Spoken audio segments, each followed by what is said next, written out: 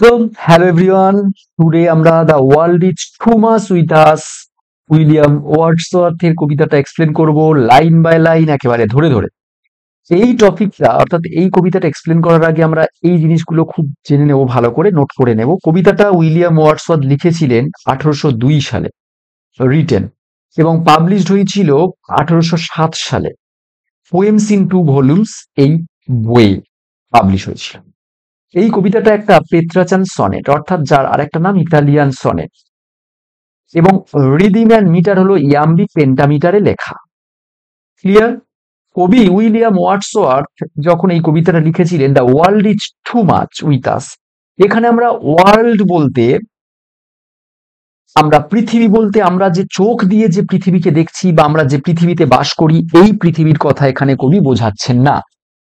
কবি এখানে পৃথিবী বলতে বুঝিয়েছেন আমরা যে মডার্ন লাইফে বাস করছি, ইন্ডাস্ট্রিয়াল রেভলিউশন অর্থাৎ ইন্ডাস্ট্রিয়াল লাইফ, আমাদের চারপাশে যে কল কারখানা, বড় বড় বিল্ডিং, ইন্ডাস্ট্রিয়াল লাইফে যে আমরা বিলং করছি, আধুনিকতার ছোঁয়া লাগছে আমাদের মধ্যে, এই যে জগতে বাস করছি, টাকা ইনকাম করা, টাকা খরচ করা, জাস্ট এই যে মেন্টালিটি নিয়ে আমরা যে বাস করছি, এটাকে বলেছেন কবি এখানে ওয়ার্ল্ড।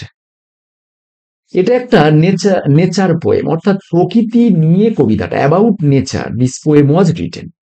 ওকে, সো প্রকৃতি নিয়ে, অর্থাৎ আমরা যে আধুনিকতার ছোঁয়া যত আমাদের মধ্যে লাগছে, ইন্ডাস্ট্রি, কলকারখানা বড় বড় তৈরি হচ্ছে, বিল্ডিং তৈরি হচ্ছে, এতে করে কি প্রকৃতির দিকে আমাদের নজর থাকছে না, প্রকৃতিকে নষ্ট করে আমরা এগুলো করছি। অ্যাকচুয়ালি কবি বলেছেন এই যে ওয়ার্ল্ড, আমরা যে এই জগতে বাস করছি, মানে এই ইন্ডাস্ট্রিয়াল জগতে, ইন্ডাস্ট্রিয়াল লাইফে আধুনিকতার ছোঁয়ায় বাস করছি, এটা আমাদের কাছে অনেক বেশি উইথ আস, আমাদের সঙ্গে অনেক বেশি পরিমাণে এটা থেকে গেছে। মানে এই ওয়ার্ল্ডের ওপর আমরা বেশি করে ডিপেন্ডেন্ট হয়ে গেছি এবং এই জগতের সঙ্গে আমরা বেশি করে ওতপ্রোতভাবে জড়িয়ে গেছি।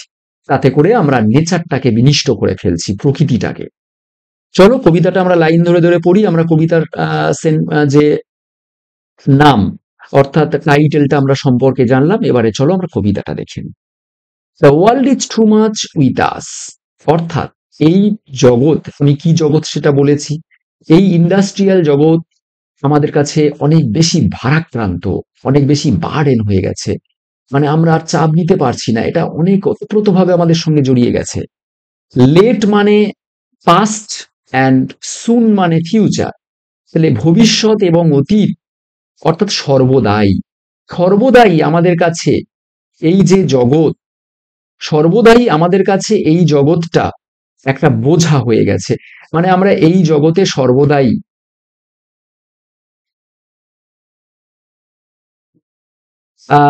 এই জগৎটাকে বহন করে চলেছি, আর অর্থাৎ ইন্ডাস্ট্রিয়াল লাইফের যে জগৎটা সেটা।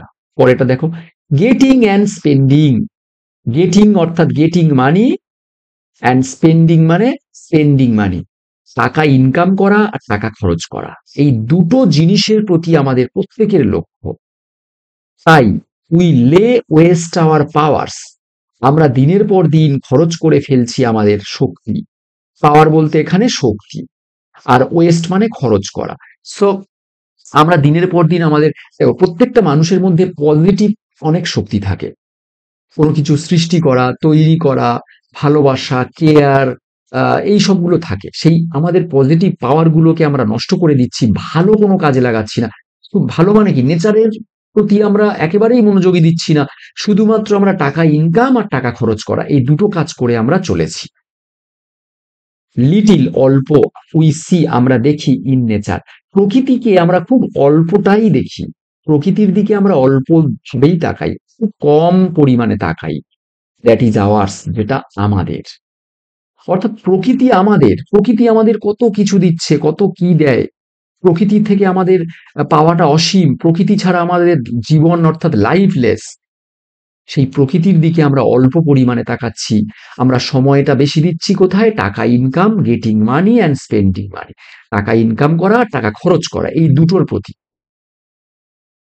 ঠিক আছে, তাতে করে আমাদের আমাদের যে পাওয়ার সেটা কিন্তু আমরা ক্ষয় করে দিচ্ছি, নষ্ট করে দিচ্ছি, প্রকৃতির দিকে আমরা ফিরে তাকাচ্ছি না একটু সময় ধরে। We have given hour hertz away, give away মানে বিতরণ করে দেওয়া, হার্টস মানে হৃদয়, আমরা আমাদের হৃদয় একেবারে দিয়ে দিচ্ছি। মানে হৃদয় দিয়ে দিচ্ছি মানে কি, হৃদয়ে বিসর্জন দিচ্ছি, আমাদের মন মানসিকতা সবকিছু যেন জলাঞ্জলি দিয়ে দিচ্ছি, সবকিছু বিসর্জন দিয়ে দিচ্ছি। কিসের প্রতি? ওই টাকা ইনকাম আর টাকা খরচ করা, জাস্ট এইটার প্রতি। প্রকৃতির দিকে আমরা ফিরে তাকাচ্ছি না, যে আমাদের জীবনের সঙ্গে এতটা জড়িয়ে, সেই প্রকৃতির দিকে আমরা তাকাচ্ছি না। এ সর্ডিড বুন, সর্ডিড মানে খুব খারাপ, হীন, বুন মানে আশীর্বাদ। তো এই আশীর্বাদ বলা হচ্ছে, আমাদের জীবনটা আশীর্বাদ, আমরা যে প্রকৃতি পেয়েছি বা প্রকৃতির মাঝে আমাদের জীবন জন্মগ্রহণ করেছি, এটা আমাদের কাছে একটা আশীর্বাদ। কিন্তু সেই আশীর্বাদটা আমরা আশীর্বাদ ভাবে নিচ্ছি না, আমরা সেটা নিচ্ছি একটা হীন আশীর্বাদ ভাবে। নিজেদের জীবনকে একটা হীনমন্যতা, একটা খারাপ দিকে নিয়ে যাচ্ছি, খারাপ আশীর্বাদ হিসাবে গ্রহণ করেছি নিজেদের জীবনটা।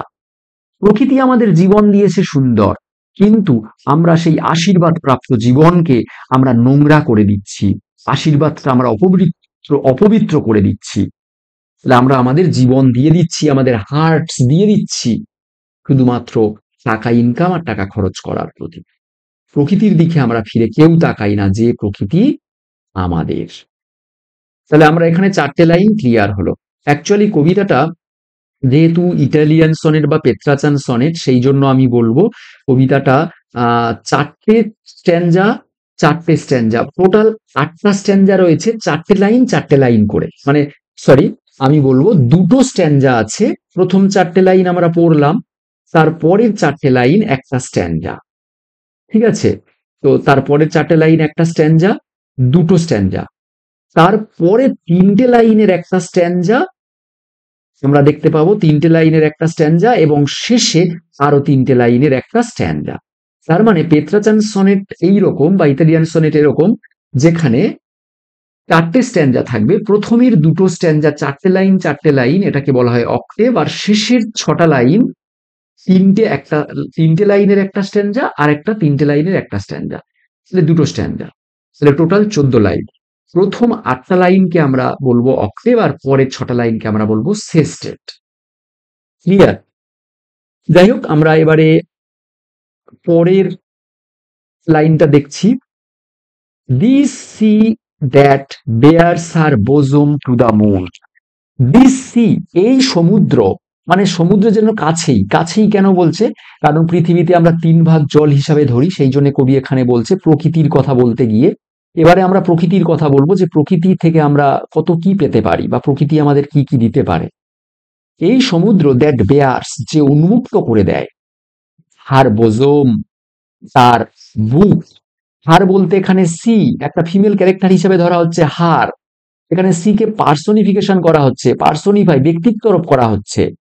তার বুক উন্মুক্ত করে দেয় সমুদ্র, টু দা মুন, চাঁদের কাছে। চাঁদটাকে এখানে ধরা হচ্ছে লাভার, একটা ছবি তোমরা কল্পনা করো, চাঁদ এখানে লাভার, প্রেমিক, আর সমুদ্র এখানে প্রেমিকা। প্রেমিকা যেন তার বুক উন্মুক্ত করে দিচ্ছে চাঁদের কাছে, অর্থাৎ প্রেমিকার কাছে, প্রেমিকের কাছে। এই যে প্রকৃতির এত সুন্দর একটা দৃশ্য, আমরা সমুদ্রের কাছে গেলে আমরা দেখতে পাবো যে চাঁদের কাছে সমুদ্র যেন বুক একেবারে উন্মুক্ত করে দিচ্ছে তার প্রেমিকার মতো। তো এই যে প্রকৃতির দৃশ্য, তারপরে আর একটা প্রকৃতির দৃশ্য আছে, the winds that will be হাউলিং, বাতাস যেটা বয়ে চলেছে, অ্যাট অল আওয়ার্স, সর্বদাই। এই বাতাস যদি না থাকতো, প্রকৃতি যদি না থাকতো, আমরা অক্সিজেন নিতে পারতাম না।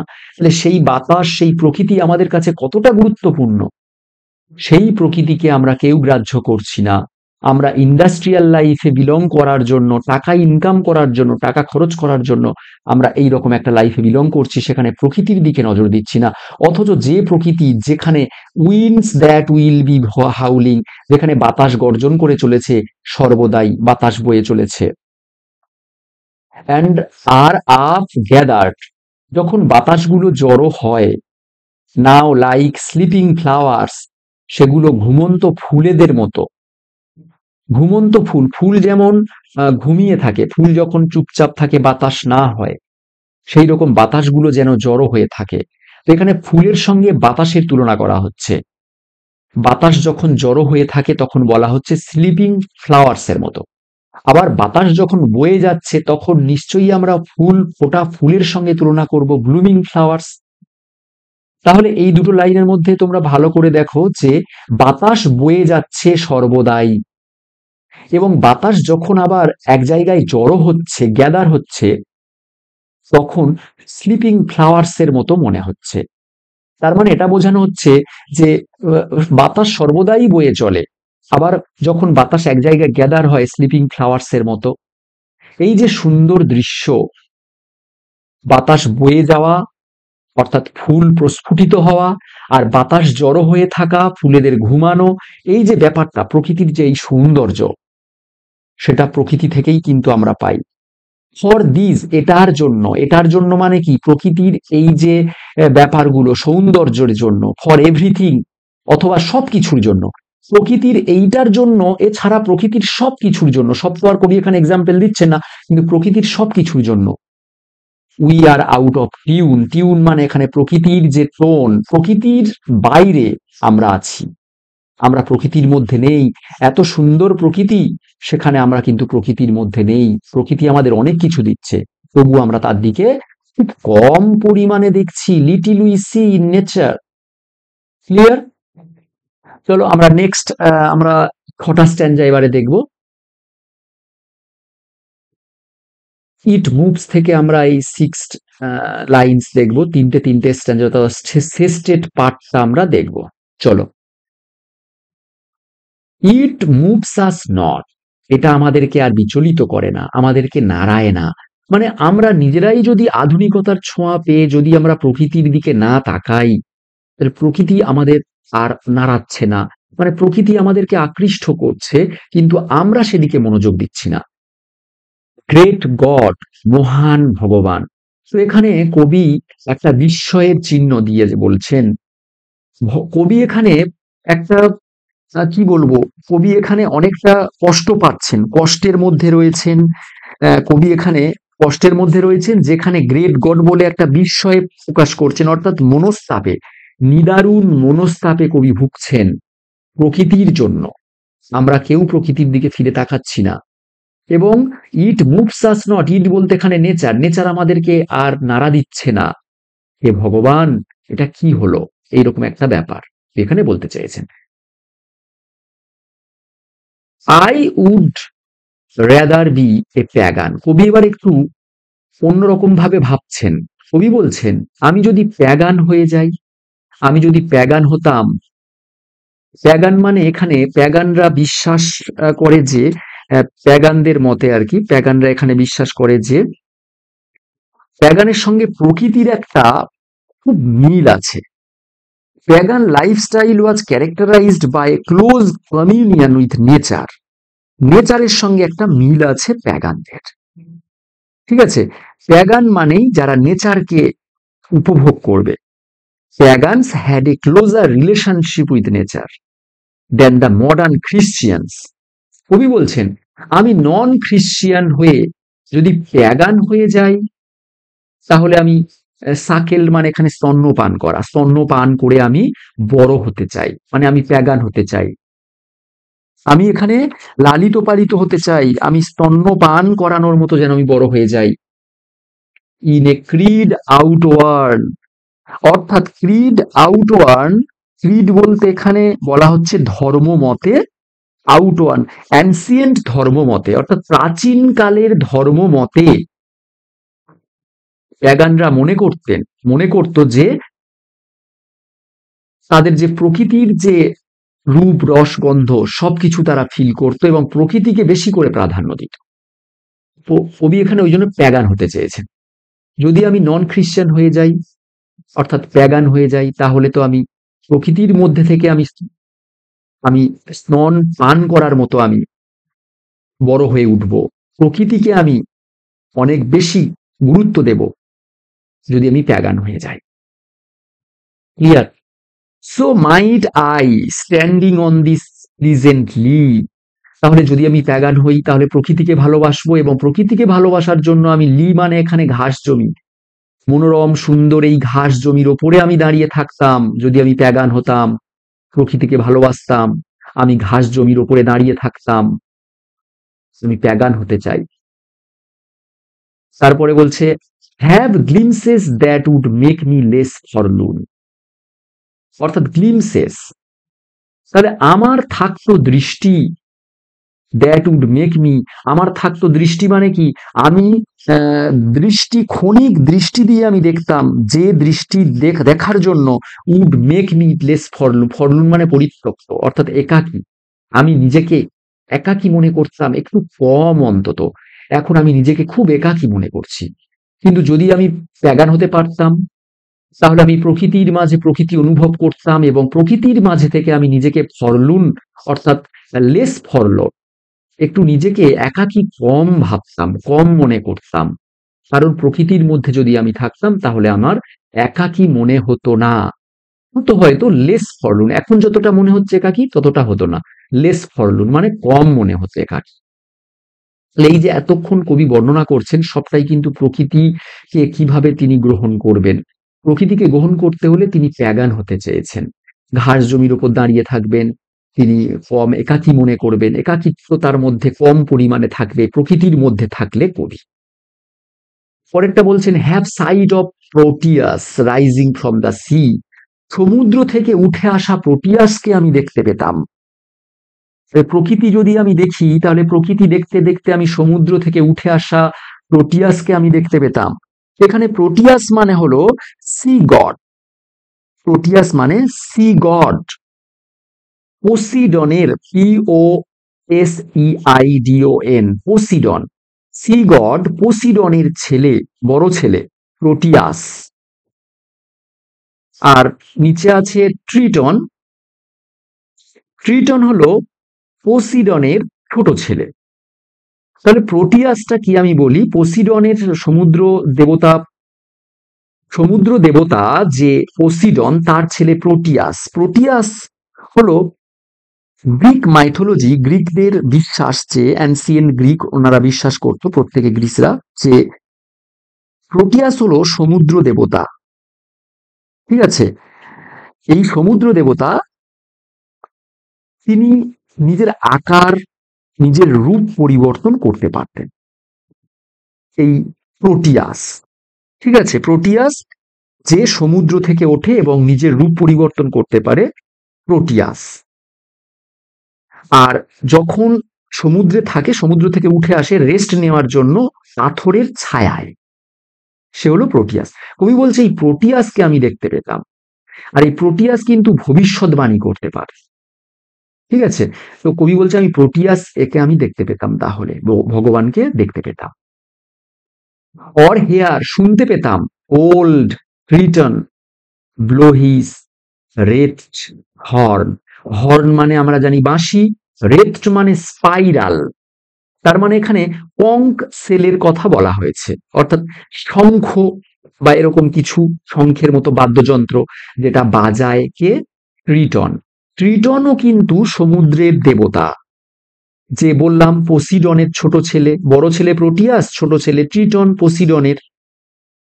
ট্রিটন কি, ট্রিটন হলো এর হাব, অর্থাৎ upper part of his body is like that of a human being, অর্থাৎ এর ওপরের পার্টটা মানুষের মতো দেখতে, আর lower part of his body is like that of a fish, নিচের পার্টটা মাছের মতো দেখতে।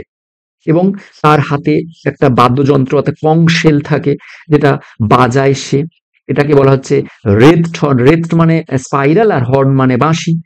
তো এই বাঁশিটা সে বাজায়, অর্থাৎ এই শঙ্খের মতো যে বাদ্যযন্ত্র সেটা সে বাজায়। এই বাজানোটা, এই যে বাদ্যযন্ত্রের শব্দটা আমি হয়তো শুনতে পেতাম যদি আমি প্যাগান হতাম। এখানে প্যাগানের কথা বলেছে কবি, প্যাগান হয়ে কি কি করতে চেয়েছেন আমরা সবটা দেখতে পেলাম এখানে।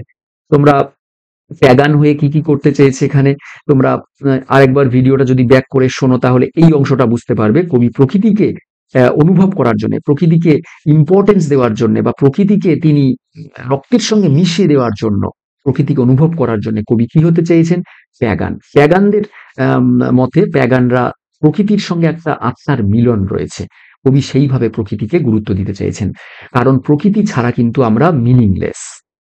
কিন্তু বর্তমান সময়ে আমরা আমাদের যে ইন্ডাস্ট্রিয়াল ওয়ার্ল্ড, আমাদের যে এই পৃথিবী, সেটা কিন্তু প্রকৃতিকে বিনিষ্ট করেই আমরা কিন্তু আধুনিকতার ছোঁয়া পাচ্ছে, বা আমরা ইন্ডাস্ট্রিয়ালাইজেশন আমাদের হচ্ছে, মডার্নাইজেশন হচ্ছে, কিন্তু আমরা প্রকৃতির দিকে ফিরে তাকাচ্ছি না।